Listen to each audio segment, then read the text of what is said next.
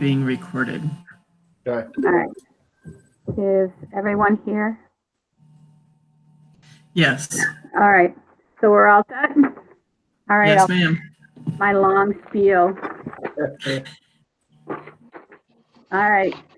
Right to know law meeting checklist. As chair of the school select board, due to the COVID-19 coronavirus crisis, in accordance with the Governor Sununu's emergency order number 12, an executive order of 2020-04, this board is authorized to meet electronically. Please note that there is no physical location to observe and listen to the meeting, which was authorized to the governor's emergency order. However, in accordance with the emergency order, this is to confirm that we are providing public access to the meeting by telephone with additional access possibilities by video and other electronic means. We are utilizing Google Hangouts platform for this electronic meeting. All members of the board communicate during the meeting through the Google Hangouts platform, and the public has access to this. Okay, wait a minute, I lost my, sorry.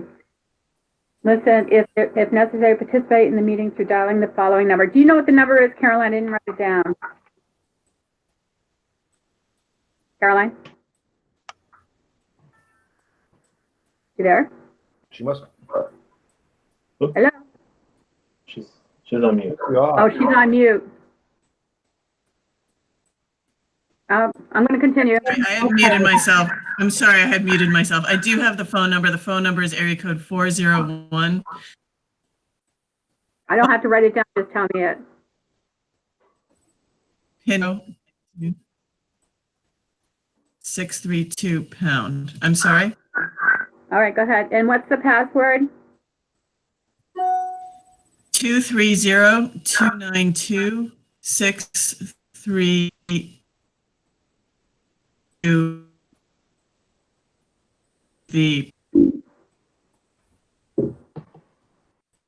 Okay. Providing public notice of necessary information for accessing the.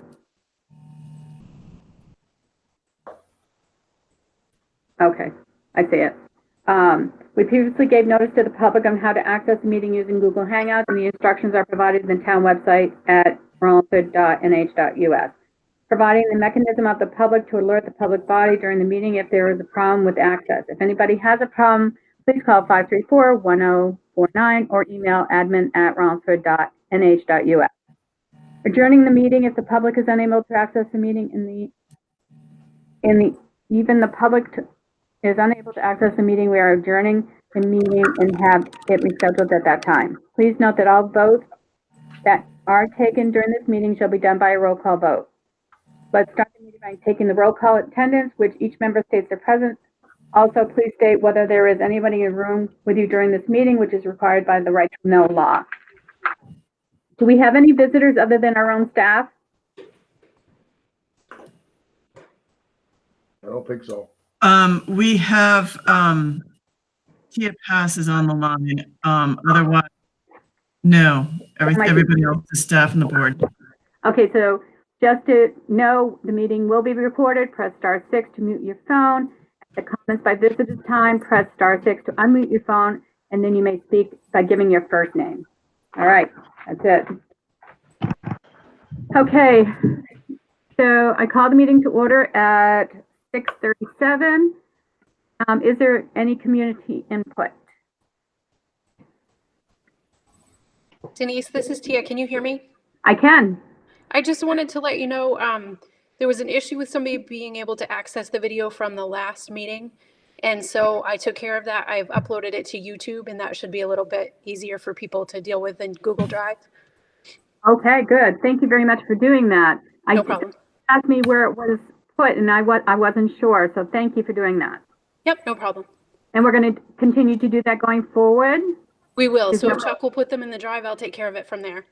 Okay, that sounds good. Thank Thanks. you. Yep. All righty. Consent calendar approved for the minutes of April 6th? I'm good with them. I'm good with it. All right. Accepted by consensus? All right. Police department heads, is the police department here? I'm here. Hello there. How are you? Good. Good evening, everybody. Good evening. Okay, I have submitted one purchase order, number 1901, to Seacoast Business Machines, the amount of $682.50. It is for our yearly maintenance agreement for our copier slash fax machine. And that comes out of our office expense line item. Okay. I'll go ahead and move purchase order 1901 to Seacoast Business Machines for, is that 682.50? Yep. And I'll second that. Okay. Any discussion? Hearing none. All those in favor by roll call? Paul? Yes. Miles? Yes. Denise? Yes. Okay, you're all set then there. Okay. Item number 2, I'm looking for some clarification on the sick time.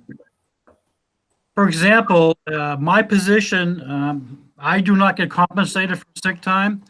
So in the event that I get quarantined or do get sick as a result of what's going on, is the town going to pay me to be out sick and or other part-time employees who do not get compensated for sick time normally? Okay.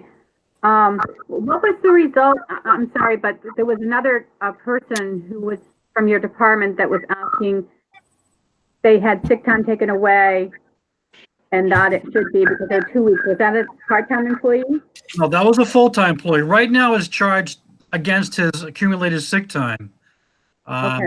My question going forward from this point on is, one, if part-time employees such as myself who work a regular number of hours per week, if the town decide to pay if we get sick or quarantined or something like that, leading to full-time officers, then it should not be counted against their accrued sick time. So there are two questions there. One, part-time employees like me, is the town going to compensate us for sick time? And two, what will happen with the full-time employees and their sick time? So it's only if, your question, okay, so there's two. All right, so we'll address the part-timers first. So you're only doing it because you have to be quarantined because you were exposed to something or someone, correct? Or Well, possible exposure, yes. Well, Yes. we actually Correct. need more clarification about actual illness versus quarantine. Maybe that would be the same determination from the board, but it would be helpful to have clarification on both quarantine and illness. Okay. All right, so we have to have you quarantined because you can't be spreading it if you've been exposed to something. So that's, do we know what other towns and cities are doing? Can I weigh in for a sec? Sure. I can't speak because this is the federal government, so it's different from towns, but if you're sick, unfortunately, if you're sick, you gotta use sick leave, but if you're in the vicinity of somebody that had COVID-19 and you believe that you could be spreading it or infectious and you're told to stay home for 2 weeks because of that, then you're getting paid to the government. So I think the town or the local government should probably follow the same spectrum for that case. Yep, I agree with that. That if you're exposed in the course of your normal duties and you're told to stay home, you should get paid. I have to agree with that. But if you're sick, you could have gotten sick from the supermarket or wherever. Right. So that's my opinion on the Okay. first. So I think we're in a consensus on that, but why don't we have, so it's for now going forward, and we're talking about either part-time employees or full-time employees, correct, guys? Or any employee that's being told that they have to stay home because they were exposed and they're being quarantined, they should get admin pay or full pay if they are told they have to stay home. Agreed. That's what I think. I agree. Okay, Bob, does that sound like what you were looking for an answer? Yes, thank you. Okay, so, can one of you make a motion and the other one second it so we have it on file? Yeah, Hey, I'll make Denise. a motion. I'm sorry, go ahead, Miles. This is Sean. Can I just ask a question? How are you going to handle that for the fire department? Because technically, when we're on a call, we become town employees as well. Well, we can talk about the fire department status after we vote on this. Okay, thank you. Okay, all right, thanks, Sean. So the motion is for the police department for full-time and part-time officers will receive admin pay or pay if they are going out to be quarantined. Yep, And then they're going to use their sick pay if they actually got the virus and has to stay home. unfortunately, yeah. Okay, so may I ask a question here? Did you say that just applies to the police department? Is that, Well, we're dealing with one department at a time because they're not apples and apples. We know that. that's fine. I just want clarity. Okay, that's Okay, fine. yep. Okay, thanks. Okay, so, so who made the motion? Was I it think Paul did. I'll Paul second. did? And you'll second. All right, any further discussion? Nope. Hearing none, we'll do a roll call vote. Miles, Yes. Paul, Yes. Denise, yes. Okay. All right, Bob? All right, thank you. The last item that I have for you folks is I had submitted a proposal regarding hazardous pay when the staff are involved with a known or a suspected COVID case and/or if we have to get hands-on with some during this COVID emergency. Situations now in the last 2 weeks where we've actually had to get hands-on with somebody because they were resisting.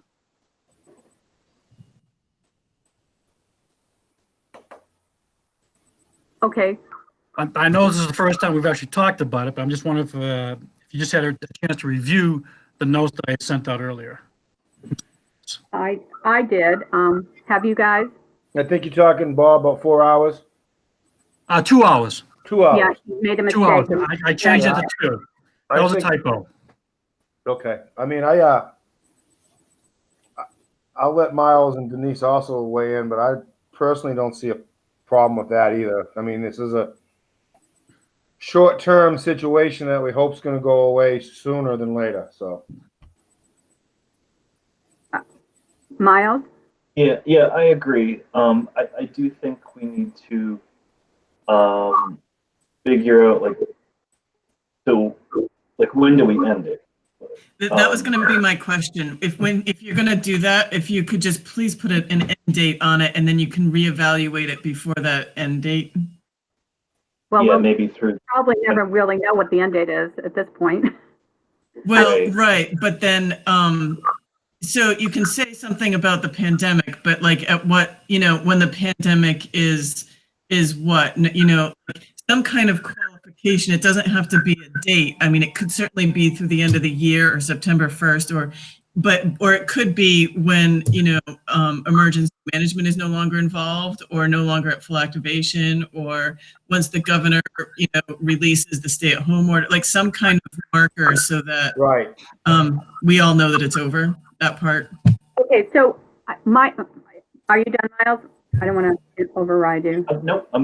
That was my. Okay, so my only concern is, and I want to make this totally clear, is like hazard pay, I'm not against, but I also want to make sure that our people are following the rules and they're wearing gloves, masks, whatever it takes to protect them on every emergency or any call. I mean, if they know they're going to have a scuffle with somebody, they should be putting something on, right?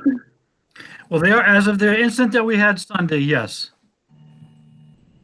Yeah. Yeah. So I just want to make sure that they're not putting themselves at risk because they didn't put gloves on or masks on. And are we only talking about are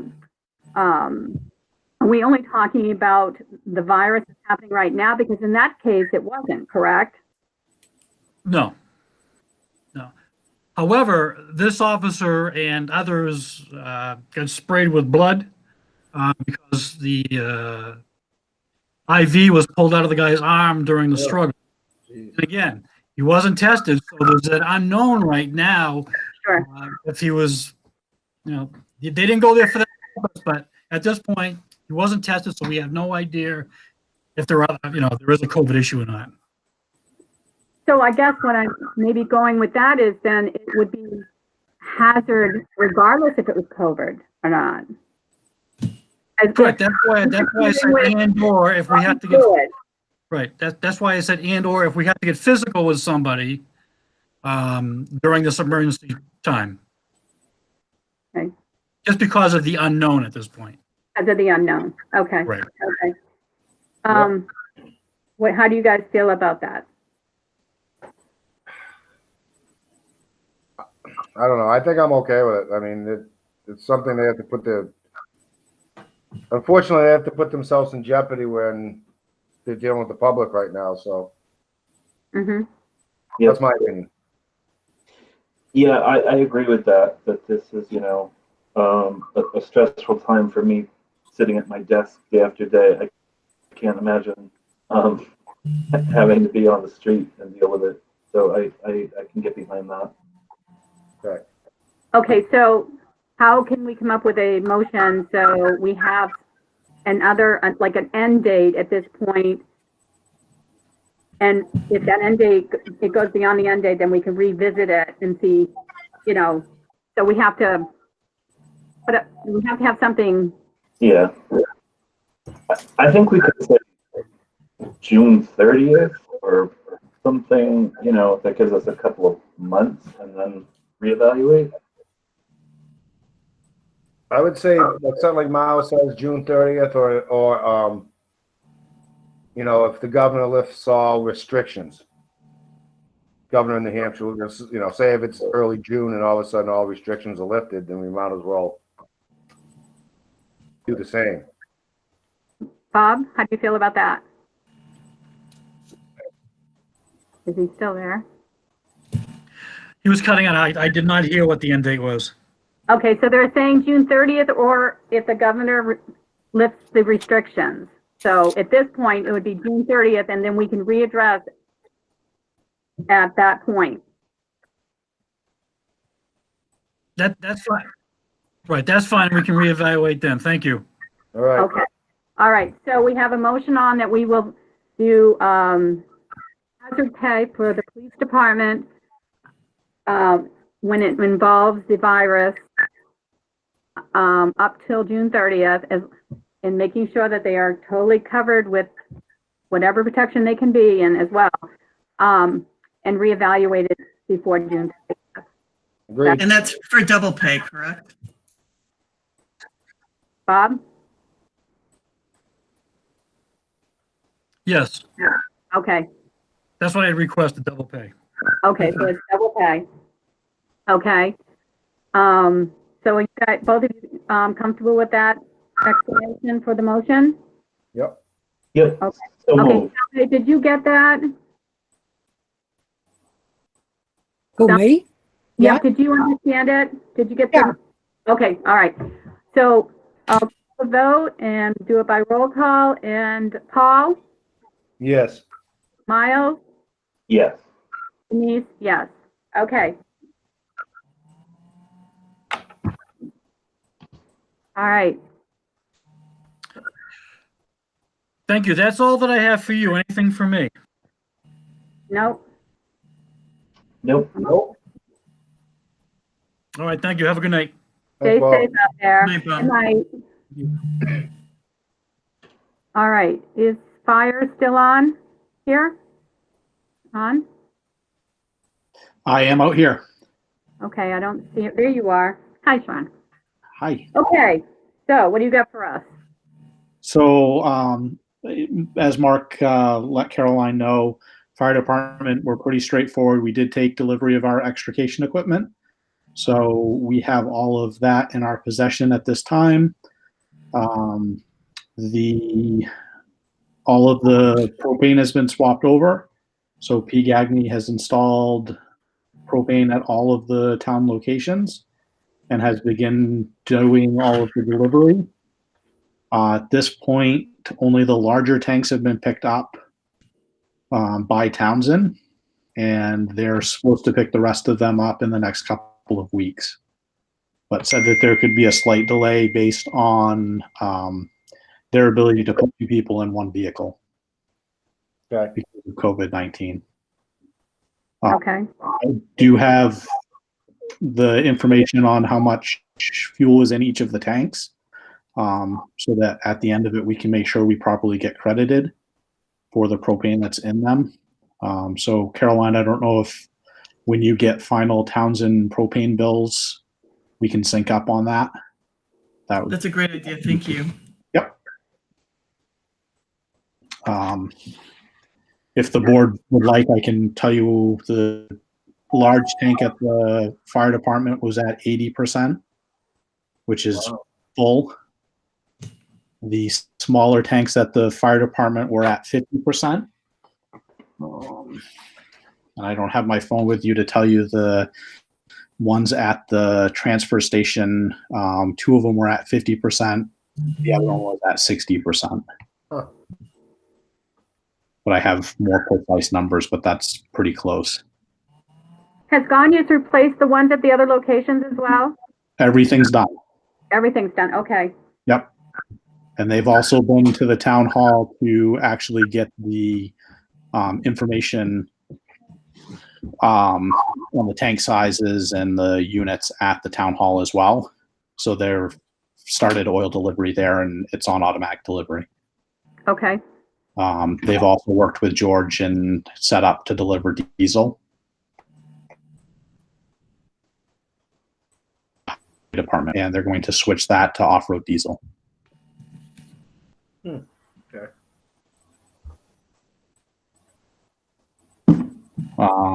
I think from a fire department, that's it. I don't know how you guys want to handle the fire department members if we have to quarantine based on a contact call.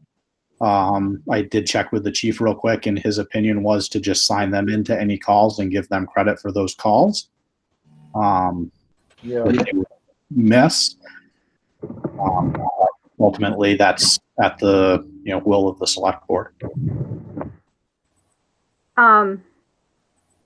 what do you think, guys?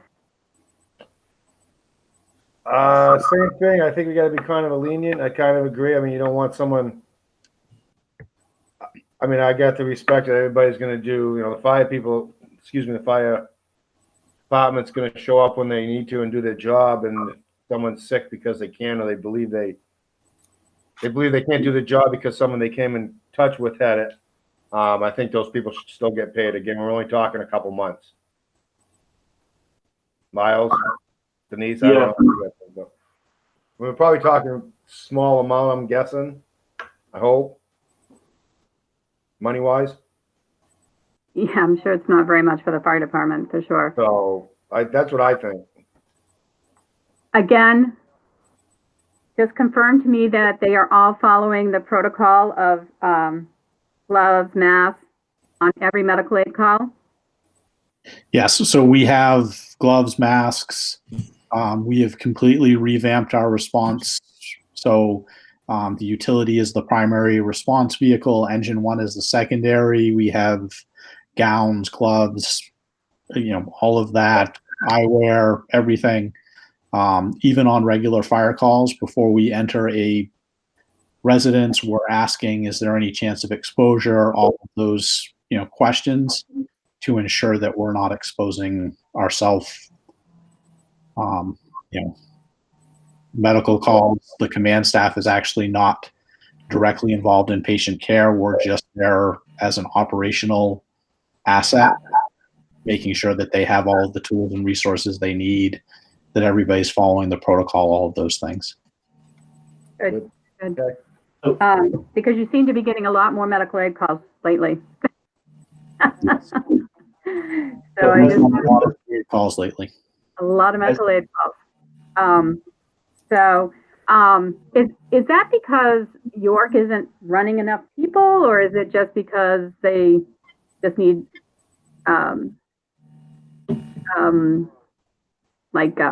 muscle to get people in or whatever? Yeah, it's additional manpower. So whether it be lift assist or, like the chief was talking about, that call that he was talking about started out as a med aid call. So we were there to provide additional manpower. PD was there because it was a, patient that was unruly. So, now you have both the fire department and police department there with York Ambulance. Yeah. Okay. So propose maybe a motion that in the event that, now are you talking about when Rollinsford Fire puts them on quarantine? Because remember, they also have their other jobs. What are you referring to?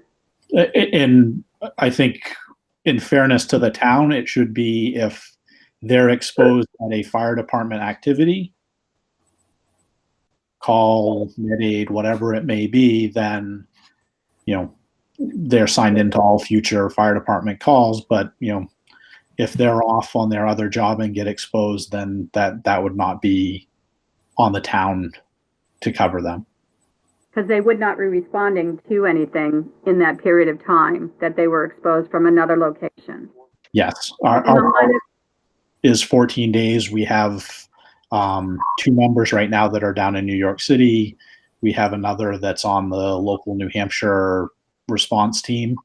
And we've said once they're done with that actual response, 14 days before they can come back to Rollinsford Fire. Okay. All right. That makes sense. Good. Okay. So we're saying that in the event that they get exposed, that they would receive call pay for 2 weeks of under quarantine if it's through the Rollinsford Fire Department that they were exposed, and they would get their call pay for every call that happened then. That sound right, Sean? That sounds accurate. Keep in mind that they don't have any, we don't accrue sick time or anything like that. So No, exactly. All right. So, Paul, does that sound okay with you? Sounds good to me. Miles? Yep, I'll make that motion. All right. Paul, do you And second that? Yeah, I will second that. Okay. Roll call vote. Miles? Yes. Paul? Yes. Denise? Yes. Okay. Anything else? nothing else. I'm here for any other questions that you guys have. Anything else that I can help with? Just a really super quick question. So you said you got all the extraction equipment Yes. and it's all like set up and ready to go? So it's in our possession. If we need to use it on a call, we can. Okay. Because of COVID-19, they can't do the actual training with the equipment. Got it. As part of, before we purchased it, they did a full demo on how everything works. So, rather than not have it and have something that the town's paid for, we have it in our possession. We can utilize it if we need to, but we haven't had official, training on it yet. Got it. That's coming. Okay, cool. Yep. That's all I have. All right. Thank you. Anything else, Miles? No, I'm good. Thank you. Okay. All right. Thanks, Sean. Thank Sure. you. Great job. All right. Highway. Highway here? How can I tell who's here? In the upper right-hand corner, Denise, if you click in the upper right-hand corner where you can see there are 10 people in the meeting, if Yeah. you click on the 10 people, you'll get a drop-down list of who they are. Okay, George, I see you're Yes. there. Yeah, I'm here. All You hear me right, all right? I can hear you. Okay. I submitted a PO for number 1822 for Chadwick Bay Ross. The backhoe's having a few minor issues, but it should be looked at, and they planning on doing the 2,000-hour service, which they haven't gone completely through that machine since they've had the issues with it prior to me starting. So it's time to have that machine gone through, and need to replace the cutting edge also on the front of the bucket. So it's up to $3,500. They said it could be less depending what they find. And he put it high just for that reason, in case they come up with some other items before they go through the whole machine. It sounds like a lot of money. It is in a vehicle maintenance line of $15,000. So we're gonna take it out of the vehicle maintenance. All right. This is something that's gonna come up this year, but while they're coming in, it costs to have them come in because we can't take that machine down the road to Chadwick Bay Ross. It's a backhoe, so trucking would make up the difference of the 500 either way you look at it, because we don't have equipment to haul it. Okay. I'll make a motion to move purchase order 1822 to Chadwick Bay Ross. Bay Ross Incorporated for $3,500 for service of the Volvo backhoe. I will second that. All right, any discussion on that? What are the issues you're having with it? What's that, Miles? I didn't hear you. What are the issues you're having with it? There's the leveler on the bucket. There's a few things in the four-wheel drive light stays on, so we're not sure in and out of four-wheel drive. We don't want to be running across the road with it in four-wheel drive. And there's a few other minor issues that they need to be looking at. They got to service everything. They're going to be changing all the fluids to, this isn't like a car. This has got a lot of things going at the same time, and it's always working in a higher gear all the time. So you got to maintain these pieces of equipment a little bit differently than you do a car. So all the fluids are going to be changed. All the rear end fluids, drive shaft fluids, all the hydraulic fluids, filters, everything is going to be changed in that machine. It's got 1,700 and almost 1,800 hours on it. Okay. It was going to happen this year, but we'd like to get it done before we have a major issue with it. So if we're not knowing if we're running it in four-wheel drive and stuff like that, and a few other issues. So that's why we decided to have it looked at. Okay. They will come in and do it in-house. So. Okay, so the only thing I want to make sure, can you please put the vehicle or the equipment on your PO so we have a history of it on the actual PO, please? It doesn't say it on there. I missed what you said, Denise. I said, can you please put the piece of equipment listed on the PO or the vehicle Oh, on okay. the PO? It doesn't show what it's for, just lists to have it repaired. So please, going forward, make sure you list whatever equipment it is. Yes, I'll do that. Thank you. Any other discussion? I'm If good. not, we'll call the vote. Paul, Yes. Miles, Yes. Denise, yes. All right. Anything else, George?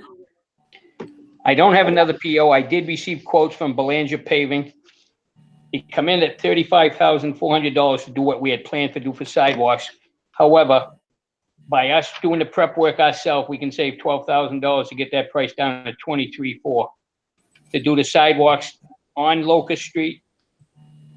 Where we took the stumps out, we're going to repair that section of sidewalk, and then from Mechanic Street right down to Front Street, repair all that sidewalk on the town hall side of the street. I haven't got the PO yet. I'm just passing this on. I'll have the PO for the next meeting. I just want to give you a heads up on it. How much did we have for money? We put $25,000 in for sidewalk maintenance out of the sidewalk fund or something. Okay. So this should be able to cover that. Okay, so you're saying it's going from Locust down to Front Street? We're going to do a section of Locust Street up by the school where we remove them trees that were in the middle of the sidewalk. And then we're going to start at Mechanic Street and go all the way down to Front. Okay, Now we're removing the hot top and trying to get that where the sidewalks are underwater 90% of the time between Locust and Foundry. We're going to try to raise that up a little bit to stop the water issues and stuff that we have there and have the sidewalks the regular width so we can plow them properly. okay. All right. And So I will get a PO ready for the next meeting and Okay. we'll go with that. Any other questions for George on that, guys? Nope. Nope. Okay. All right. Anything else? Yes, Pike is planning on starting construction on Sligo Road around the 4th of May. Okay, So we're gonna be getting the excavator at the end of the week, so we can replace the cross culverts next week. And, we'll start from that and go from there. Sligo Road has been completed as far as shoulder work for the time being on the section we did last year. And we will be doing, after we get the cross culverts and the work done on, Sligo that we have to do, we'll get the shoulders on Heritage done, which shouldn't be too bad. okay. So, that's gonna go all the way up to Route 4, right? Sligo Road is gonna be from Pinch Hill to Portland, correct? Okay. All right. Any other questions, guys? Nope, I'm good. Yeah. Okay. All right, that's good. So hopefully the weather will hold out and they can do it. Right. Right. No, good. All right, anything else, George? We had, I think you were involved in a meeting this morning for, yeah. First aid kit? First aid kit? Yes. I did get a quote back for all of them, $1,641 for the 6 departments. I don't know if you're gonna wanna do that and do it individually. I'll get the quote into Caroline. And it explains everything, and they're gonna have availability for us to be able to get any PPEs that we need. That company also supplies all the stuff that we would need, and would be able to supply us with equipment for that too. But I'll pass that on to Caroline before we decide to do anything. He sent me the quote late this afternoon, so I really didn't have a chance to look at it, and I didn't do any POs because it's gonna, each unit, if departments do it individually, it's gonna be under the $200 and some odd, or right around $200 and some odd to replace all the first aid kits and bring them up to date. Who was your vendor? Originally, it used to be, was it? I can't think of it now. But they went out of business. Cintas is the company. Is that who the fire department uses, Sean? So the fire department doesn't have first aid kits, so to speak, in the department. We use McKesson for all of our medical supplies. But the challenge with that, and we talked about it in joint losses, is the town shouldn't be handing out medications, and we can't use the same medications out of our EMS supplies for our internal fire department members, because we don't have the ability to prescribe medications or dispense medication. Okay, so what does it contain for medication? I'm kind of confused. What is that? What's in it that has medication?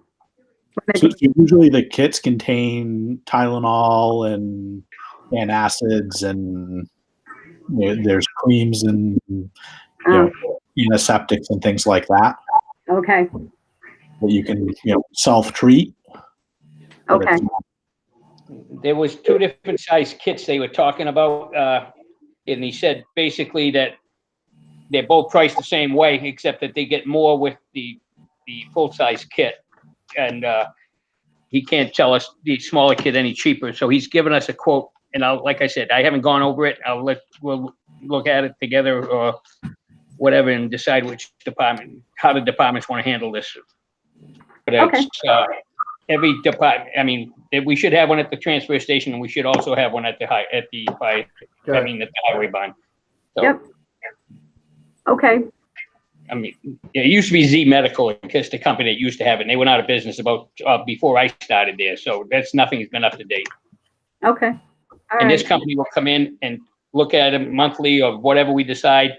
They replace stuff as needed, and not, just come in and change things for the sake of changing things. And you will be informed when they're going to do something. Okay, so they're all, and at that point, they're all going to charge you for what they put in there. Correct. Okay, all right. That sounds It'll be good. set up, and then they'll do a follow-up every month or 2 months, come in and look at the equipment. Okay, probably depends how often you guys use it. They can make, Correct. once they get some history. Oh, that sounds good. Okay. All righty. Anything else? I'm all set. I don't know. Ed's on if you got anything for Ed. Hello, Ed. Hello, how's everyone? Good, thank you. Good. Do you have anything for us? Not really. Transfer station's going good. Been on a weekly teleconference with NRRA about covert and things, the do's and don'ts. The guys are following all the, using all the PPEs and following all the protocols. Keeping a close eye on all that. I don't know if you've been up there lately. We've started the roof at the transfer station. I filled Caroline in on this last Thursday, but we were putting the roof up, and as we're moving along, I've got guys up top. George is on the staging, and we're putting it up. And I'm handing the panels up. As I'm handing the panels up, the pile's getting lower and lower, not to the right limit as far as the work we have to do. Bottom line, I had a gentleman at Middleton Lumber put the whole quote together and, get the rafters and the roof panels and all that. Well, in the whole process, he left. So came time to order everything. We ordered all the parts and pieces that he had on the list. And bottom line, we're short roof panels. We were short one truss, which we were able to make ourselves using one as a template. So we got beyond that. But Thursday was the first day we opened the stack of panels. It's corrugated metal. And like I say, as we're putting it up, it's like, we don't have enough metal here. What's going on?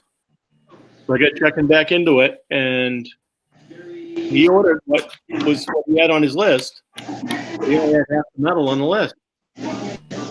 So we're not talking big dollars. We're talking about $350. So that's why I called Caroline. I ran it by her. She said, well, you can spend up to $5.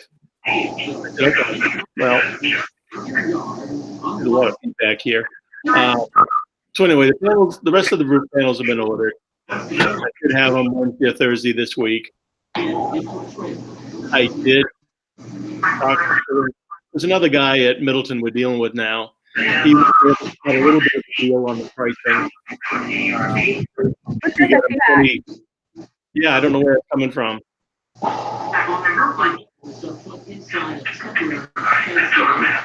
don't know, but if you could mute who aren't speaking, that would be helpful. That's gone now. I don't know. Yeah. That's true. So bottom line is, it's about $350 more to get Okay, so maybe I didn't understand you. Did they not give you what you ordered, or did you not? They did all the figuring. I've never ordered corrugated metal before, and I've never ordered trusses before. So I said, here's the size of my building. Here's what I want to do. What do I need for trusses? What do I need for metal corrugated to do this?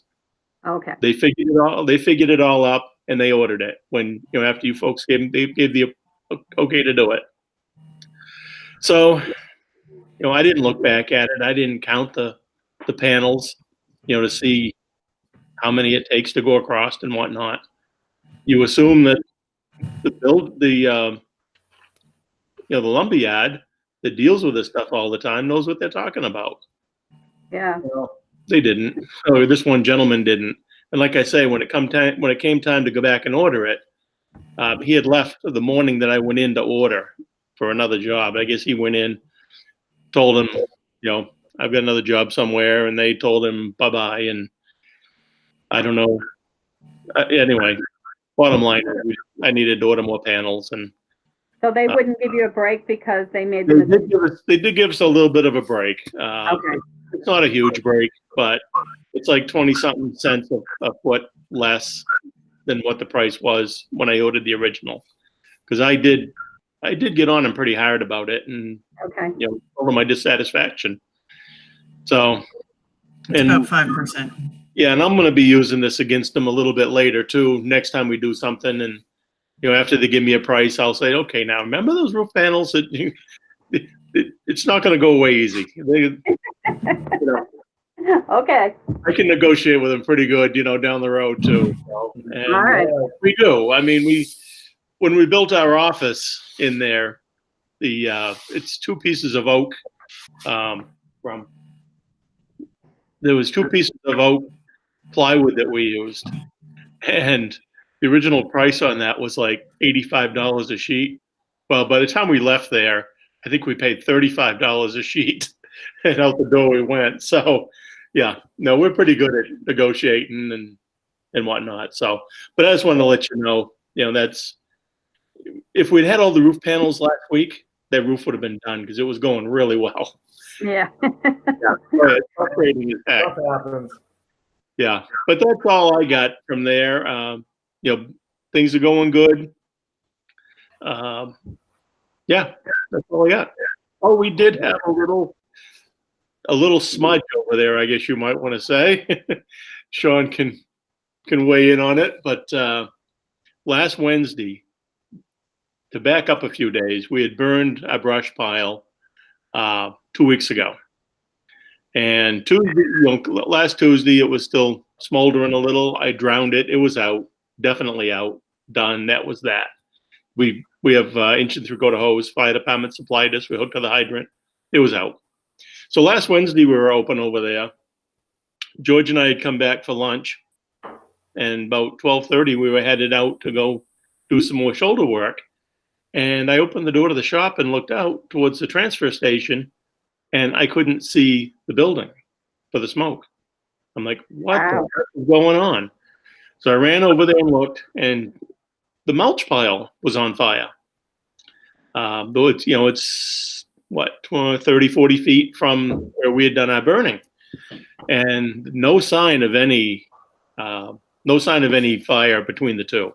So it wasn't our burn pile. Called the fire department, hooked up the hose. I'm starting to put the water to it. George called the fire department. They showed up. Well, Sean did some investigating. When he got over there, someone had dumped ashes at the base of the mulch pile, hot ashes. And it went right up the pile and was headed towards the back of the property.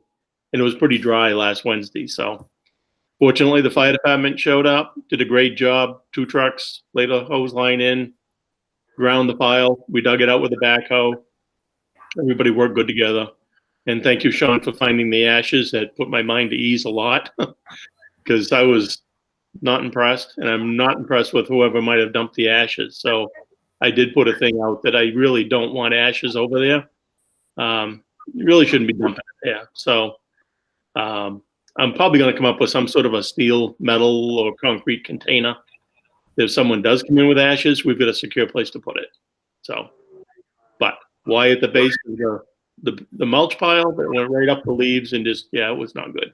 But Well, at least you guys were there. yes, fortunately, I'm glad we were there because other than that, they might have stopped it at Scoutland.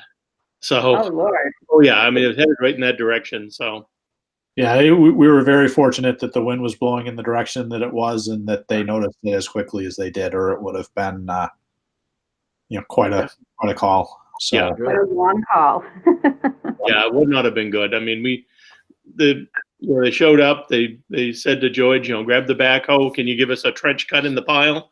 Which he did. Went out, and so he basically cut the pile in 2, so the fire couldn't progress beyond where it was, and that took care of that. That was the excitement for last week, and we don't need that kind of excitement. So, but that's all I got. Don't you have anything else for me? Anybody? I am all set. I'm good. Else? No? Jake, Okay. thanks, Thank you everybody. very much. All right, see you later. Bye, Ed. Bye. Okay, where's my, okay. Okay, we are on department head meetings. Caroline? I do want to go back up to the sick time question because I had a part-time person who is not police or fire inquire about whether quarantine, it wasn't quarantine, it was sick time. Does sick time count against sick time? And also if a part-time employee who is not police or fire, if they get sick, but they are not a person who accrues sick time, are they paid for time that they're out.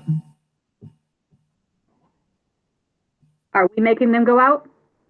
Well, so we've had one person who's been ill, and that person has asked whether or not that would count against accrued sick time. So that's one situation. But then I'm just asking generally for part-time people such as transfer station, we have one in highway, and we have other administrative people. If they are, for people who do not accrue sick time, would we pay if they get sick? Just so that I'm ready for when the time comes. That we For haven't the had a virus? For the virus only, because that's all we were talking about with the others. as well. agreed. Okay, Yes. so, but the other ones, we were putting them out on quarantine, not another employee. Now, are the others, Right. somebody else? I mean, we don't know what So- that answer is.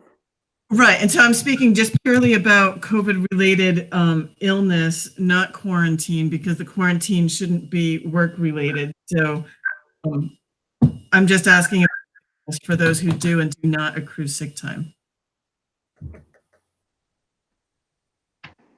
If I understand your question, you're asking, are we going to pay town administration or transfer station employees that are part-time who have the virus, or we're asking them to not work because they were exposed to the virus, Or have virus-related symptoms because they were not. or have virus-related symptoms, are we going to pay them? Well, so that is one question, yes. Well, like for people who do not accrue sick time, yes. So wait, what did we just decide for the, I'll use the police chief as an example because he does not accrue his sick time. We said if he goes out on quarantine, if we put him out on quarantine, we'll pay him, right? Well, right. Get sick, We do, you yes. get sick. You might have gotten sick anywhere, Right. right? Sick is definitely not necessarily work-related. There's no indication that it would be. I mean, it might be because any of the transfer station, highway, or administrative staff might, they interact with the public, so it may or may not be work-related. Right. So, but they're definitely not on the front lines in the same way that first responders are. Right. If I understood the intent of what the select board was trying to do is, the people, we're saying you have to be out for the 2 weeks because it was the uncertainty of the exposure or was exposed. I don't know. This is getting more confusing than ever. Yeah. I mean, these are frontline in the faces of what's happening more than any other employee in the town. Police, Right. Yeah. first responders, frontline in the, I guess I would say if something happens with somebody else and we want to quarantine, we would have to have that discussion. I don't know. Yeah. Well, so I'm not speaking about quarantine, although quarantine is another point. But just to stay with people who actually become sick with COVID-19 or COVID-19 related sickness, if they have sick leave, we have many part-time employees that don't have sick leave. So if they don't have sick leave, will we continue to pay them when they're actually sick? And then if they do have sick leave, does that count against their sick time? So can we take these one at a time? Caroline? Absolutely. So, well, someone that does not accrue sick time, they get sick with the flu, what happens? Do we pay them? They don't have sick time. They don't Right, get paid. that's right. I think, no one wants to get the virus. No one, but I don't think we can. First of all, how are we certain they have it? Are we going to take their word for it that I'm sick and I think I have the virus? I don't know. I would say that we are treating that in any normal sickness. That's just my opinion. Okay. For for transfer in town hall. Is that what you're saying, Miles? Yeah, I mean, I think we can, as a blanket statement, so that would include library as well, although the library's not open. And not So, under us, though. That's library directors, right?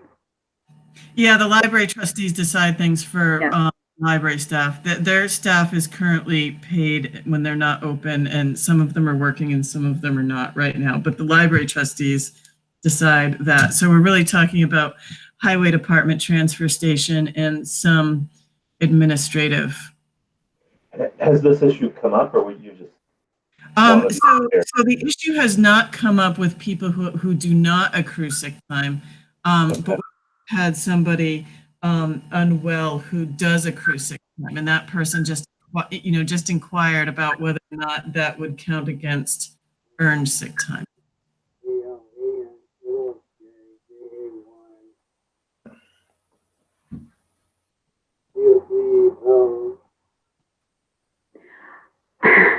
This is a tough one. You know, you're damned if you do and you're damned if you don't, bottom line.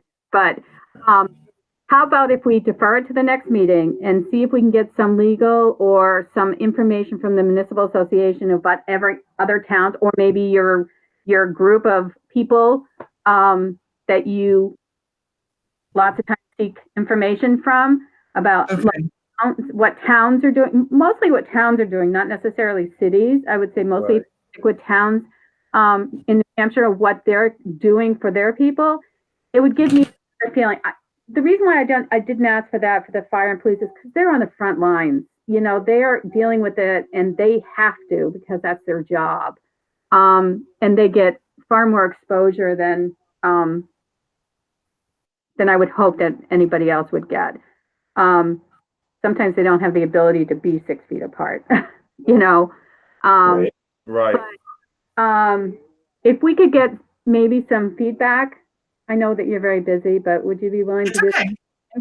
And The other, I'm just going to weigh in one more time on that. So if the employee was sick, let's say they were sick for 3 days, then they got to use their sick time. But then if they were sick and they were told to stay home for 2 weeks because they could expose someone, then that should be paid under, like we said, because they could come to work, but we're telling them not to. That's the difference. Or if, you know, if you had a doctor slip saying, we don't want you in the office, you know, we want you to stay home and during your period of time, that's out of our hands then. You know? Yeah, to my mind, people are sick until they're cleared from the doctor that says that they're not sick. Yeah. Right. But sometimes the doctor won't see them because they're not taking office visits right now. Right. Well, but they can do that telephonically. They can do that virtually now. Right, exactly. You know, call you and talk about your symptoms. So Right. they will do notices of release like that. But I would think it'd have to go to that level before we would any other town employee. And then if anybody had it, I think we would treat it much differently, you know. So I think that, you know, but if you could just maybe touch base with some people that you know that and see what their towns are doing, that would. Okay, happy to do that. Okay, so can we defer it until next? Absolutely. Okay, all right. Are you guys okay with that? Yep, absolutely. Okay, all right. Thanks for bringing that up though, Caroline. Okay, sure. Okay, so are we now back at department head meetings? Yes, thank you for that. Okay. So, department head meetings. I just wanted you to know that I've started meeting with department heads every other week, just to touch base with them and give them an opportunity to see each other, not an emergency situation, and talk about things kind of like in joint loss where they talk about first aid kits, but we can talk about things that we might all have in common that don't really usually get a chance to discuss as a group. So it's a way for me to keep in touch with the department heads and also for the department heads to be in touch with each other, since typically they would stop by my office and we would chat, and then I would chat with other people, and then people would get to know what everybody else is up to, which still doesn't take the place of a department head meeting, but it provided a function that is just different now. So I just wanted you to know that I was doing that, and I'm doing it currently on Tuesday mornings. If anybody wants to participate, you're more than welcome.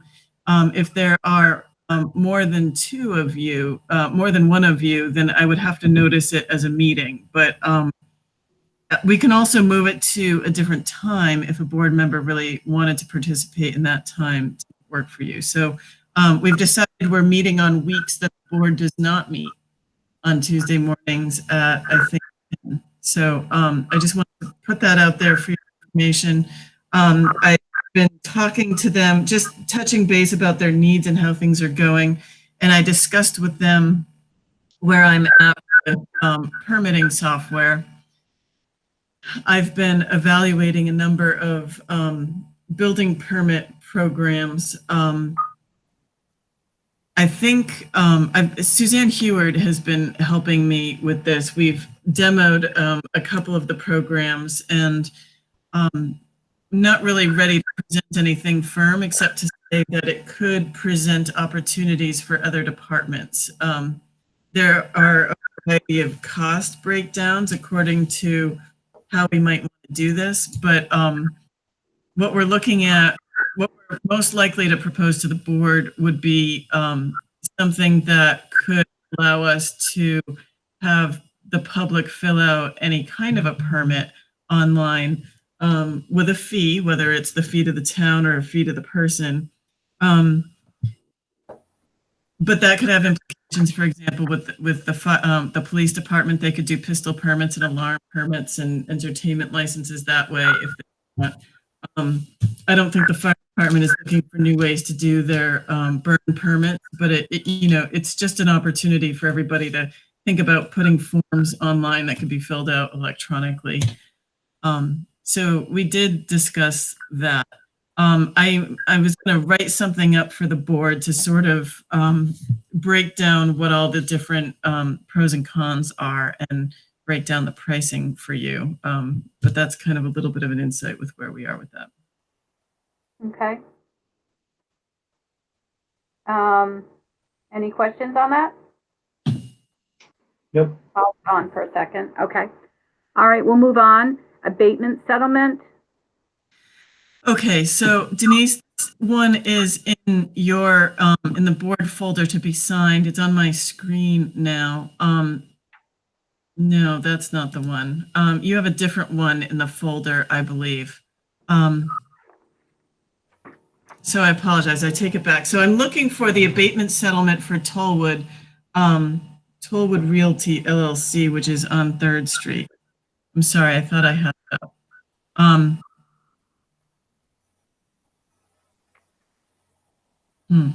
I have Old Mill Lane and Hall Street. Yeah, it's in, Yeah, we did have it in our email though. yeah, I gave it to you in the email. I'm going to stop presenting my screen for a minute to see if I can find it here.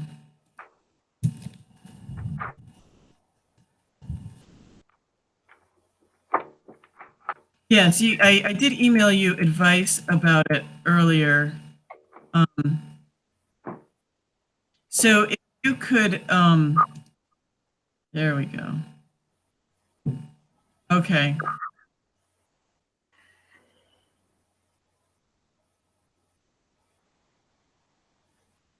Okay, so I will share my screen again as I've found it now. So I apologize if this was not in your folder. I'm asking if the board would be willing to allow Chad Roberge as our assessing firm representative to sign off on this abatement, this settlement agreement. I can email it to you if you want to see the details of all these things. But this is essentially the breakdown. which outlines the recommendation that was in the letter that was forwarded to you today. So this is an abatement that was filed for the 2018 tax year, along with the other bunch that was recently settled, but this one was not part of that bunch, and so it just recently was settled. So I'm looking for board approval on this one, and then we can Chad sign it. Okay. What do you guys want to do with that?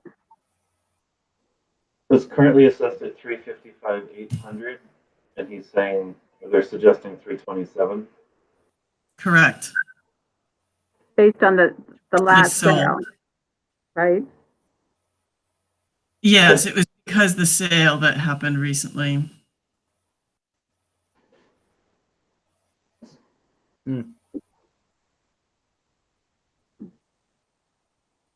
I can bring up that recommendation he wrote up if that's helpful to the board. I guess I just don't understand where he's.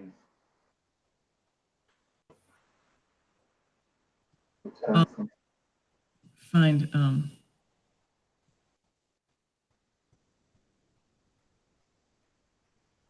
Oh, I think I have that. Yeah.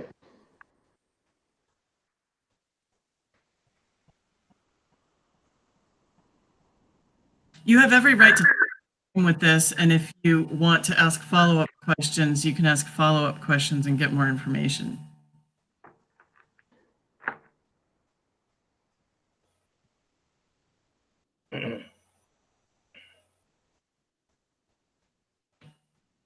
Okay, understand. So what does this mean financially? It means that we are going to rebate back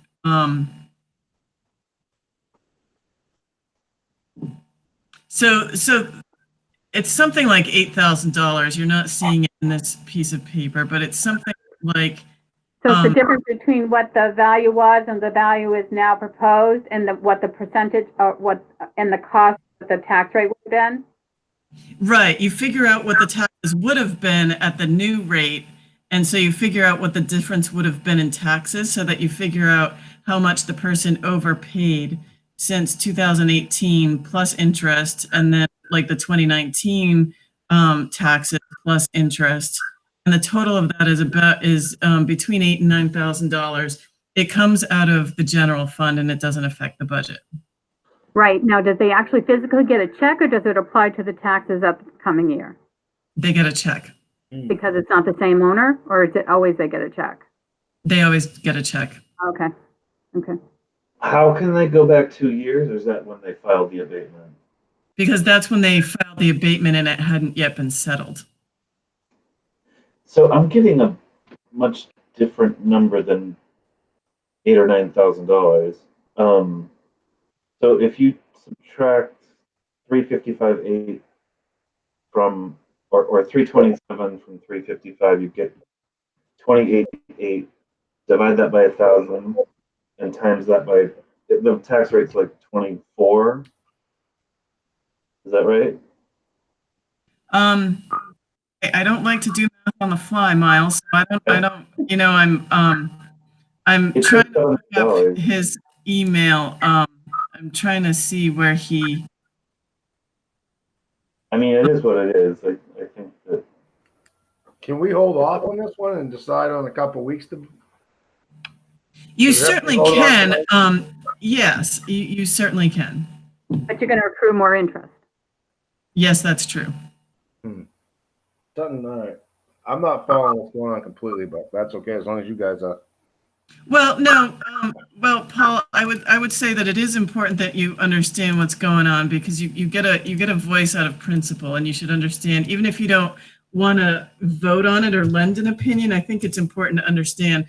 So in 2018, this company paid taxes, and then in 2019, by March 1st is the deadline, they filed for an abatement, which means that they disagreed with the value of the property.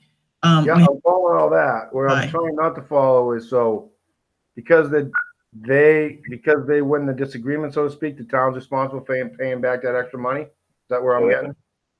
Well, so our assessing firm is agreeing, because of a recent sale of the property that bumps the value higher than, rather lower than what we had it as. Our assessing firm is compromising when it wouldn't before, because this sale kind of proves that the value maybe should have been lower than what we had it at. And so they're coming down in the middle, so to speak. And so then we have to kind of go back on their account as if the value of the property was this new amount back in 2018 to figure out how much they overpaid the taxes in 2018 and then 2019 and interest for all of that. So What's the interest rate? It's 8, this is quiz time. So the legislature just changed it. So it's 12% on liens and 8% on late payments. So this was not lien, so it was just 8%. Okay, so that's dictated by somebody else, not by us. I mean, what rate of interest somebody else is setting that for us? The legislature, yes. Okay, okay. So can I just say, the entire tax bill on 355 is $8,000. So I don't think we owe them $8,000. I think it's much less. Okay, so I think you're quite right. That doesn't make sense. So I apologize. I would move we approve this. You move that we approve it? That we approve this abatement. Okay. All right. Do you have a second, Paul? Sure. Yeah, I'm okay with All it. right. Any further discussion? Okay, so can you go down to the other page? Okay, so all those in favor of approving the settle agreement, I'll do a roll call vote. Maya, Yes. Paul, Yes. Denise, yes. Okay. So someone has to sign this?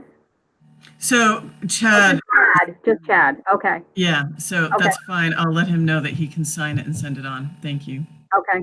All right. Do you want to handle the other abatements since we're on the abatement topic? That's where I got the $8,000 was, Okay. Gotcha. Oh, I see it. Yep.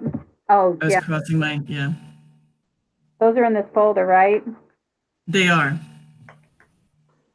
So this one, they didn't actually pay any taxes. This is what would have been due. Right, so they're not actually getting a refund because they never paid the taxes to begin with. Okay. Which one are we talking about? Old Mill Lane? Yes, Okay. All right, we'll go to that one first. So this is the one that's owned by school department in Dover? yes, which we're going to switch to the city of Dover. Okay. And what are we doing with those?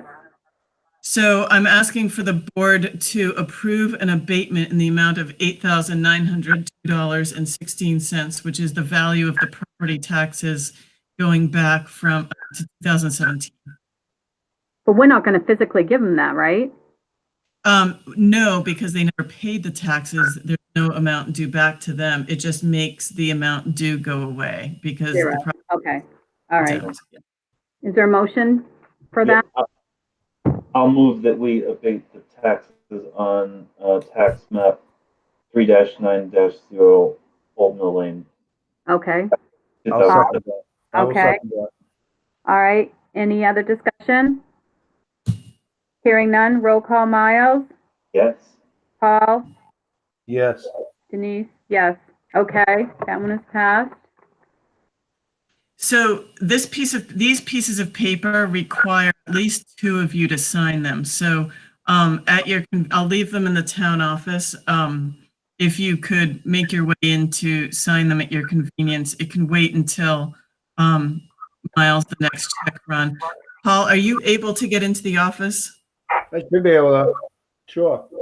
Okay. Well, I have them physically in my hand, so they're not there right now. Okay. Well, that's, yes. When they get there, I'll- Until tomorrow Yeah. night before anybody goes to town hall. Okay? Okay, do we have the Hall Street one? Okay, that one, no. No, I don't believe I have that one. Okay, it was in the folder. Property owner mailed a payment in the amount of $300 dated April 8th of 2020. Said payment was short by $5.60. Court did not want to lien said parcel for an outstanding balance of $560. Therefore, authorized the tax collector to process an ending balance abatement in the amount of $5.60. That's what this one is. Right, so that's the one that the tax collector sent an email to you all about. Yeah. So do we just want to did anybody else respond? I responded to her. Did anybody else? I Miles do. did. I didn't. Okay, so, you did yes, Miles? Yes, yep. Okay, so that would be consensus. Okay, so we'll just vote to do it then? Okay, so, Yes, thank you. so a motion for map 21-6-1 in Hall Street for $5.60. All right, so moved. All right, Second. okay, roll call, Miles, Yes. Paul, Yes. Denise, yes, okay. So I will sign both of these and get them back to the town hall sometime tomorrow, Caroline. Okay, Yeah. great, thank you. And they'll be there for them to sign them. All right. Is that the only abatement? That's it for abatements, yes. Okay. Quarter end financials. So, I sent that to you a couple of weeks ago, what the expenses looked like. I'm still looking through it myself, but I'll take questions if anybody has any. I probably wouldn't be able to answer them off the cuff, but I can certainly get back to you. I did want to share with you the revenue report, which you haven't seen yet, but I will send it along to you. What I want to point out to you all, just for a reference, we're trying to consider what the ramifications of COVID are. Here is anticipated revenue for 2020. The quarter to date, this is what we've received, 145,000 for motor vehicles, which is 22% for quarter one. We would anticipate obviously 25%. $20,000 is the value of that 3%. So largely new cars, I would guess, but I just wanted to make you aware of that. Building permits, I believe that's building permits. Yeah, building permits, we've received 1,375 out of a projected 34,000. So the value of that loss right now is $7,000. So as well as we can tell right now, our revenues are down $27,000 from what we would have anticipated for this time. But I just want to go on to say, this is the big question here, is we don't know what's going to happen with all the state revenues. We've projected $130,000 for meals and rooms tax. We know that the state's, that's a disbursement from the state based on what they collect from the whole state. And we know that restaurants and hotels are not doing the business they would have been doing. So I don't know whether they're going to keep that number what it would have been, or if that, likely that number is going to go down. Received some of our highway block grant money, which is based on the fuel tax and it might be tolls also. So we've received part of that. We typically get it in quarterly chunks. So I'm not alarmed that that's, down a little bit necessarily, because they're not necessarily equal chunks throughout the year. But I just want to, I want you to be looking at these numbers so you see where we are in things. And then of course, we don't have the offsetting revenue from the camp. So, We don't have the expense either. well, right. So exactly. So that's all. I will email that to you all so that you can take your time and look at it. I just wanted to just show you while I could share a screen with you. Okay. All right. Any questions on the quarter end financials? Nope. No, I haven't had a chance to go through them in great detail, but I don't have any questions right now. So I am assuming that they're not going to have a first quarter budget committee meeting. It kind of seems that way at this point. I haven't heard anything, but I will touch base with the chairman and see if he wants to do one, and then I can work on having a tele-greet with the members to see if I think that group has the technology it needs to do it if it wants to do that. So Okay. All right. But once you get you're going to send a copy to the budget committee, right? Or you want me? I'm sorry. Can you say that again? You blinked out. I said once you get going through all of it, making sure everything looks good, you'll forward a copy to John or to me, and I can send it to the budget committee. Or you can, but someone's going to send it to the budget committee, right? Yes, I would have you send it to the budget committee. So let's make sure we've got our internal questions answered. And Denise, I want to make sure that as the ex officio, you will be, you've anticipated their questions and have them answered and know what you're looking at before we do that. But yes, absolutely. Okay. All right. Sounds good. All right. All operations. So really, I think I'm gonna change that header on the next agenda to be more about the technology and how we're trying to change our operations. I told you a little bit about the permit software. I've included the purchase order for the motor vehicle software in case you want to have another discussion about that again tonight. I participated in a demonstration of the software program, and I've got some answers to your questions. The dog program we currently own is, that we currently use, is the same program. So we do currently have the capability to accept credit cards for dogs. We don't, we haven't been. I'm not sure that we knew that until we had that demonstration, but we certainly could accept credit cards for dogs right now. I'm not sure that it's worth it for just dogs because of the fees involved, but yes, we could.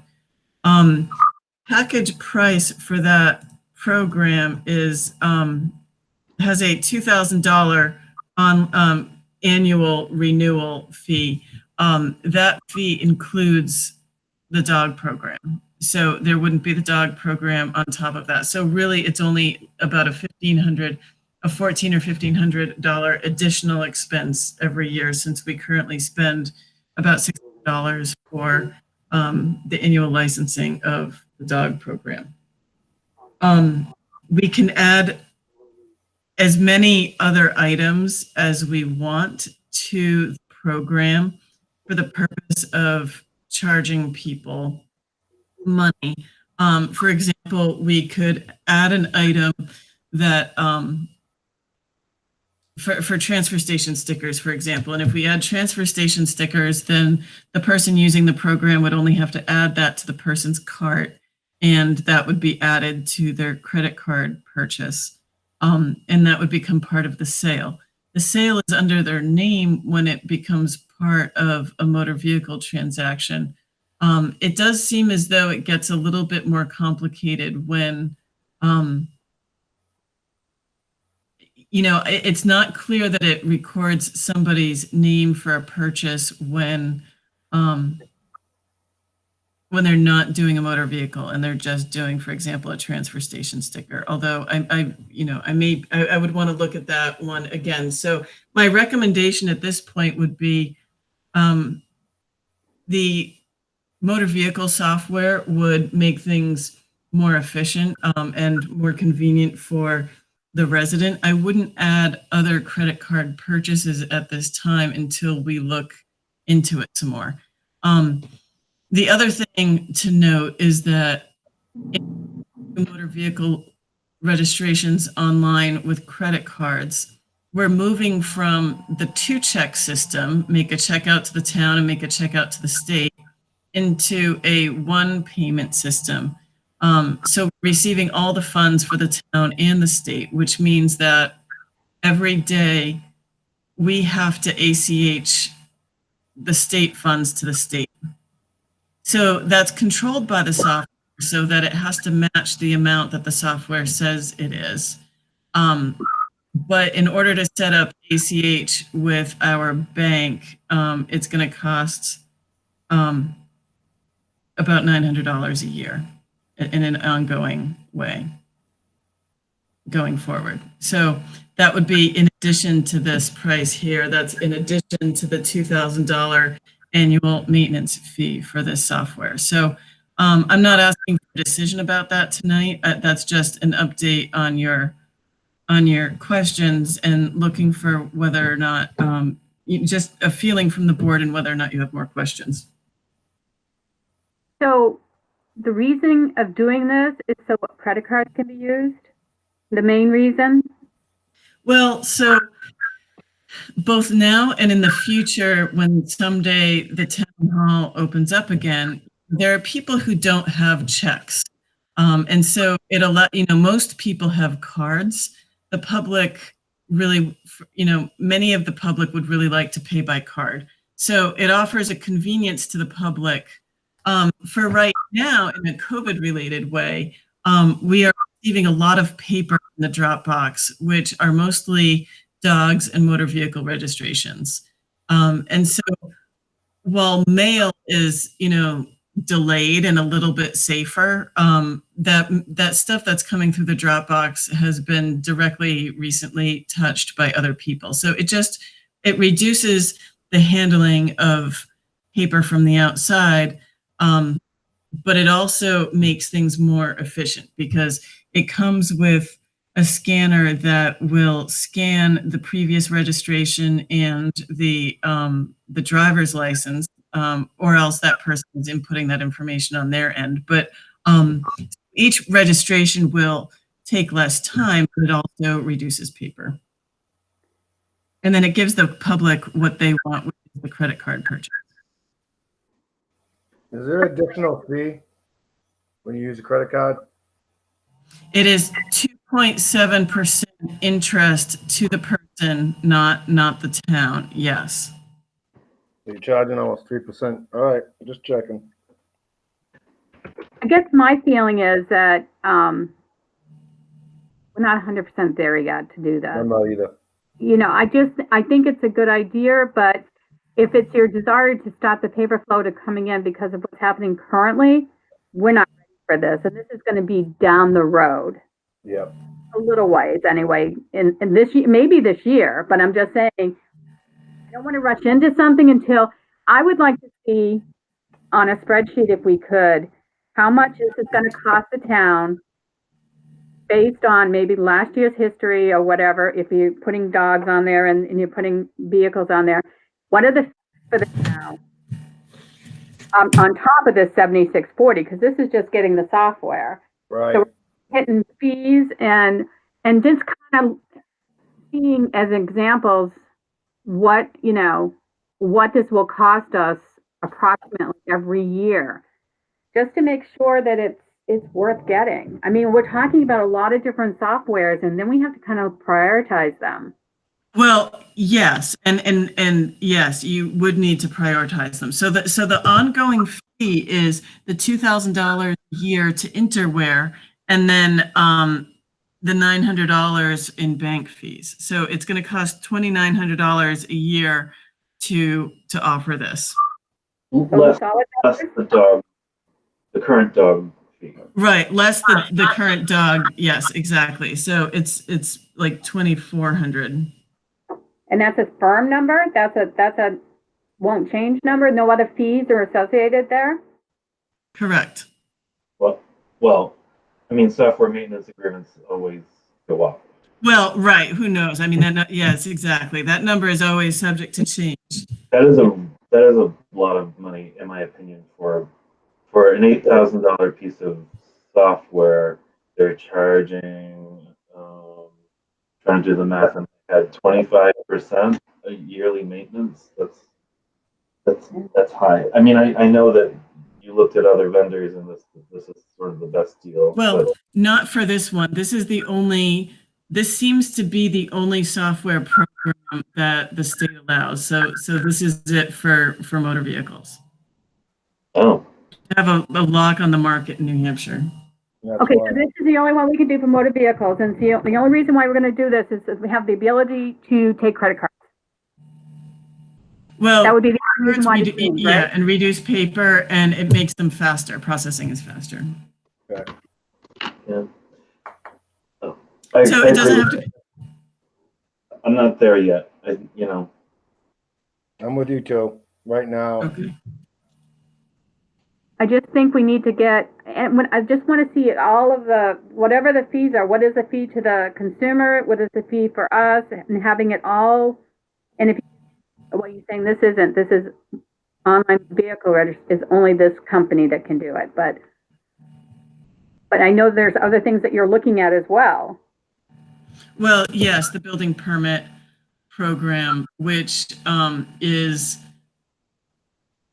12. Well, I would prefer to write that one out on a spreadsheet for you because there are a lot of different options, but the least expensive option for the building software is $1,200 a year. It would cost an extra, well, and at that price, it's going to cost $5 extra for each building permit to the consumer. Every consumer is going to pay $5 for their building permit that they wouldn't otherwise pay. Plus, if they wanted to use a credit card, they're paying $1.50 plus the 2.78%. If we want to pay $2,000 a year for the building permit software, then that eliminates the $1.50 fee. That eliminates the $1.50 fee to the consumer. They're still paying the $5. If we want to make the $5 go away, then we can, it depends on how many forms we want to make available online for people to fill out for free. So, it gets complicated. So I'm waiting for department heads to get back to me, particularly police, about how many forms would they want to have online, and would it be appropriate to charge $5 for them to fill out that form or not? A permit is one thing, but for example, we could put planning and zoning applications online. We don't want to charge people $5 for people to fill that out. But if we're going to do that and have those forms available to be filled out for free, then it's going to cost the town a certain amount of money per month, depending on how many of such forms there are. So that's kind of a ballpark about what's going on with that, but I will write that all out for you in a spreadsheet.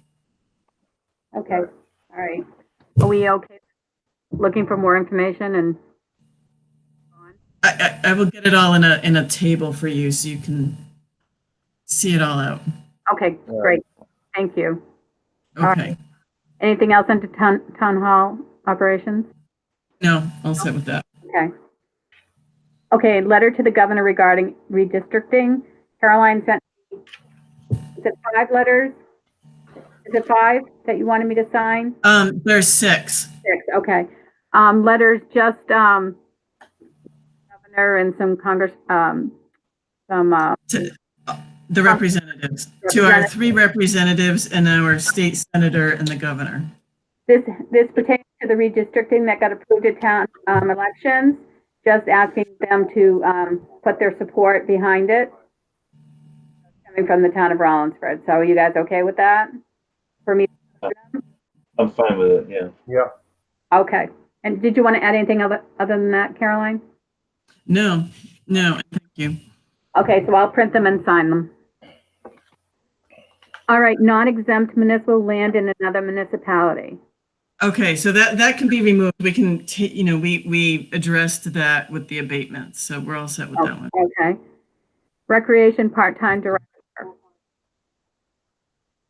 So you had asked, so Last select board meeting, the select board voted to not move forward with Camp Raleigh for 2020, but you wanted to keep the part-time director as a separate conversation on the agenda. So it's there on the agenda whether you want to discuss it now or another time. Okay, so what I told Caroline is that I will draft up a part-time rec director's position, job description, and I will aim to having it ready for the next meeting.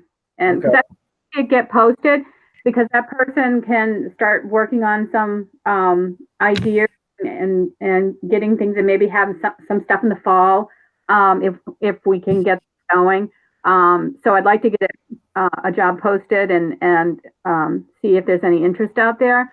So that's my plan, is to get a job description done and send it to you guys to, Sounds good. okay? Okay. All right, sounds That good. sounds good. All right, so I don't think we have any visitors. No, we don't. All right, so we don't have any community input. There's, Salme, did you have anything to say? Where did she? Selmy, you're muted. You want to say anything? Selmy, go to the bottom of your screen and unmute yourself. Unmute you. Okay. Nope, there she is. You said there were 6 letters or 5? There's 6. There are 6. 4 representatives. The governor. You have 4? My question, do I don't you, have them in front of me. yeah, I can pull them up. I just was curious if you remembered Kat. Yes. Yes, I saw that one. Okay, that's all. Oh, you know, I have them right here. Okay. No, you have it. Okay. Letters. I thought you had just said 3 representatives, but there are 4. 1, 2, 3, 4. We have 6. Okay. Good. Okay. Let me go back. Where are we? Lost my agenda. Well, because I stopped sharing my screen. Hold on a second. That Oh, that's was the okay. end. Hold on a second. No comments by board members? Nope. Nope. Okay. I And do, Paul. I what's do have that? one thing to say. Okay. So I was out of work for 3 weeks, so last week I was back for the first week. So I told Caroline, usually I can get to my phone, but there was a couple days last week where I couldn't. So I want to say thanks to Caroline and also you, Denise, for drafting that letter for the rec, because I know there's people asking about Camp Raleigh. Yeah. And I thought it was well written and well representative of how we discussed the situation. So sorry I didn't get my input into it. Oh, well, that's okay. We understand job responsibilities, but thank you. I appreciate that. They're not, we're working through it. It was well done. I know you guys both crafted it, but I thought it pretty much explained everything that needed to be explained. Thank you. Thank you. Yep, you're welcome. Okay. Miles, anything? No, I'm good. Thank you. Okay. So we have no non-public. I mean, no welfare or anything. No, however, thank you for saying that before the meeting is technically adjourned, because I have the authority to issue welfare until the end of April. Would you consider extending this, as this is the last meeting in April? You're not meeting again until, what's the next one? May 4th. So can we extend this through May, and then you can rescind that if you want to rescind it? Okay, I'll accept a motion to do that. Someone want? I'll second that. I'll move that we have. Okay. Okay, so you moved and you're seconding it, Paul? Yes. Okay. All right, roll call, Miles, Yes. Paul, Yes. and Denise, yes. So it's moved to the end of May. Thank you. So I've sent emails to the board for every time I've made a disbursement. That's only been twice now for our one existing case. So Yep. I'm I've had a lot of phone calls and talked about some applications. I've received some applications. We haven't had anybody wanting to take assistance after the conversation. So, I'm rather alarmed at that, frankly, because people aren't working and that they're falling behind on their rents, and I'm really concerned about people getting evicted as soon as the executive order around that is lifted. So, that is on my catastrophic financial plan that I put in Google Drive and I shared with you from the Google Drive. So I shared with you once before that spreadsheet that just outlines some of what we know the unanticipated expenses are going to be for this year. They might cost as a worst case scenario, and then where those funds might come from. And welfare, I added welfare to that. So that's in your email from this afternoon, that it's in the Google Drive now. So you can go into it and you can make comments if you wish. Feel free to add things if you want, or you can just ask questions and, we can go from there. Keep in mind that the fire department, their heating situation, they said it's going to take about 8 weeks to get whatever the situation is ordered and installed. So let me know if you have questions about what you think you want to do to rectify their heat situation. But, it could be tabled again and it wouldn't be, and that's fine. But at some point, the board pretty soon needs to decide what's going to be the heat situation at the fire station. What was their recommendation that it would be? Well, if you go in Google Drive, you'll find the PowerPoint presentation. I will. I'll go look at it. That's okay. I'll do that, and we can talk about it at the next meeting. Yeah, it has all the options outlined. The really one in my unanticipated spreadsheet, $33,000 is the most expensive option. That's for the most efficient option, which is a brand new propane system. Okay. Everything else is less expensive and less efficient. Okay. So go through the spreadsheet and the PowerPoint and see what the choices are. So But let me know if questions are Sean. I know you've been extremely busy, so don't take this the wrong way. But have you even thought about the assessment to the town hall? Oh, I have totally thought about it and I haven't done a thing with it, but yes. Well, I know because you're very busy and I get that, but I want to make sure it happens this year. That's all. So things will quite. I agree. Okay. So, because you got to find somebody, right? yes. Yes. So my first step I thought with that was, Robin Aikman, graciously offered the name of an architect that she's worked with before with historic, that has done some work with some historically significant buildings, and that person's in South Berwick. So I will reach out to that person and just have a conversation and gain some advice, and we'll go from there. But yes, point taken, we do need to move along with that. Okay. And the thing about the public Eversource, the town hall, getting the town hall, is that going to cost us any more by changing particular things because people might have visual brightness? It's not going to change the efficiency and it's not going to change the cost. Okay. Okay. But it's not going to change a big picture of what it would have been if it's one particular person or two particular people are having. I get it because I understand brightness sometimes is an issue, but it won't be so dark that if someone had to go and take that spot and sit in that spot, it would be difficult for them, right? I mean, it's going to be. No. Both of the choices are bright LED choices. So any person would find either of them to be certainly bright enough. It's just that one is warmer and not quite as bright as the other. Okay. All right. I just want to make sure that He said that if you didn't see them next to each other, if you went in one room and saw one and went into another room and saw another, you wouldn't really discern a difference. So putting them in two fixtures next to each other, because that's how subtle the difference is. So in the two fixtures next to each other, then you can see what the difference is. Okay, okay, all right, that sounds good. So they're gonna get the stuff on order and start it when they part in. So he's arranged for Wednesday to come in and install the two different systems. I'm going to put it in the conference room so that nobody's going in anybody's office to look at this. So feel free to stop by after Wednesday if you want to have an opinion about it. I'm also, by the way, going to have them split the conference room into two different light switches so that you can, Good. yeah. So Yeah.